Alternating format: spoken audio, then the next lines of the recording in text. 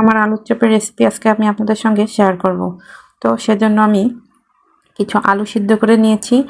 আলুগুলোকে কাঁটা চামচ দিয়ে চটকিয়ে নিচ্ছি। চটকানো হয়ে গেলে আলুগুলোকে একটু হাত দিয়ে সুন্দর করে মেখে নিব।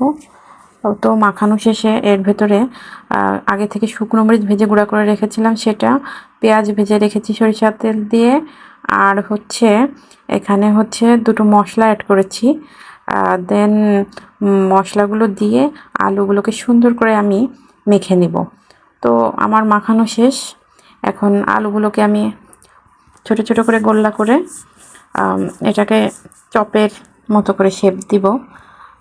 ছোট ছোট করে অনেকগুলাই বানিয়েছি। দেন এখানে আমি একটু মাংসের কিমা করে রেখেছিলাম, একটু করে মাংসের কিমা দিয়ে আলুগুলোকে আবার পুর বানিয়ে সুন্দর করে গোল গোল করে এটাকে চপের মতো করে শেপ দিব। তো এগুলো একটা একটা করে আমি বানিয়ে নিব। আমার এই চপগুলো বানানো প্রায় শেষের দিকে। দেন একটা ডিম গুলিয়ে এটাকে ফেটিয়ে নিচ্ছি, একটুখানি লবণ দিয়েছি এর ভেতর শুধু।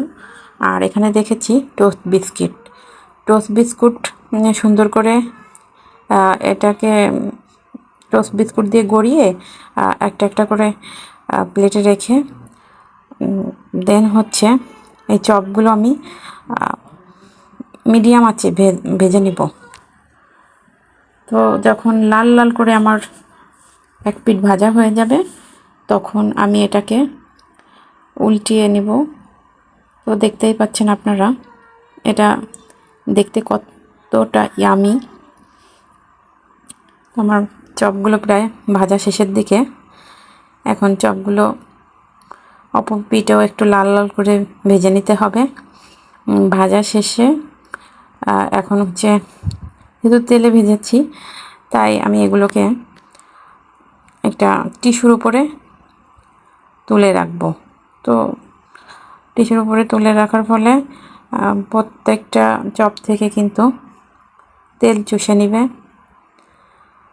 তো ভাজা শেষ, এখন আমি এগুলো উঠিয়ে নিচ্ছি। এই চপ কিন্তু আমাদের বাসার সবাই খেতে খুব পছন্দ করে, আমার নিজেরও অনেক ভালো লাগে। এই চপটা আমি প্রায়ই করে থাকি বিকালের নাস্তা হিসেবে। তো এটাকে আবার সবাই মুড়ি দিয়েও খেয়ে থাকে, কেউ সস দিয়েও পছন্দ করে, যার যেমন ভালো লাগে সে সেভাবে এটাকে খায়। এই রেসিপিটা আপনারা কিন্তু বাসায় ট্রাই করে দেখতে পারেন। এই চপ খুবই ইয়ামি হয়ে থাকে। একবার খেলে আপনাদের বারবার খেতে ইচ্ছা করবে। তো আপনারা বাসায় বানিয়ে আমাকে জানাবেন আসলে এটা কেমন খেতে। ভালো থাকবেন সবাই, টাটা, বাই বাই।